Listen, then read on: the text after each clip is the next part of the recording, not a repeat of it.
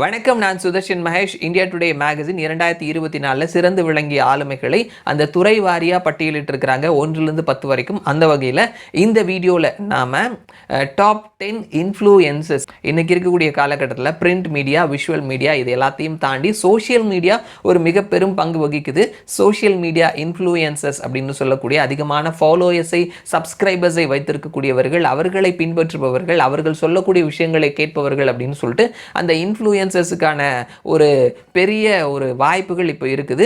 அது நார்மலாக ஒரு சினிமா, ஒரு ப்ராடக்ட், அதனுடைய ப்ரமோஷனில் இருந்து அரசியல் கட்சிகள் கூட அவர்களுக்கான ப்ரமோஷனுக்கு இந்த இன்ஃப்ளூயன்சஸை பயன்படுத்துகிறாங்க.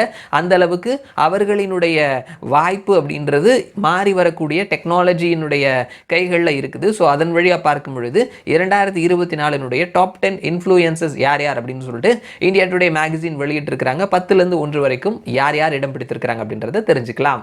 10வது இடத்துல professor, author, political commentator Anand Ranganathan இவர் பிடித்திருக்கிறாரு. 9வது இடத்துல stand up comedian and actor Vir Das பிடித்திருக்கிறாரு. 8வது இடத்துல stand up comedian and actor Anubhav Singh Bassi பிடித்திருக்கிறாரு. 7வது இடத்துல யூடியூபர் கேரி மினாட்டி பிடித்திருக்கிறாரு. 6வது இடத்துல stand up comedian and actor Zakir Khan பிடித்திருக்கிறாரு.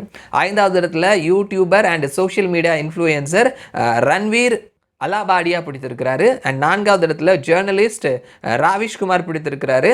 3வது இடத்துல ஆர்ட் ஆஃப் லிவிங் ஃபவுண்டேஷனினுடைய ஃபவுண்டர் ஸ்ரீ ரவிசங்கர் பிடித்திருக்கிறாரு. 2வது இடத்துல ஈஷா ஃபவுண்டேஷனினுடைய ஃபவுண்டர் சத்குரு ஜகி வாசுதேவ் பிடித்திருக்கிறாரு. அண்ட் முதல் இடத்துல யூடியூபர் அண்ட் எஜுகேட்டர் துரு ராத்தை பிடித்திருக்கிறாரு. ஸோ இவர்கள் தான் 2024 டாப் 10 இன்ஃப்ளூயன்சஸ் அப்படின்னு சொல்லிட்டு இந்தியா டுடே மேகசின் பட்டியலிட்டு இருக்கிறாங்க. மறுபடியும் நான் உங்களை இன்னொரு வீடியோவில் சந்திக்கிறேன். அது வரைக்கும் நன்றி.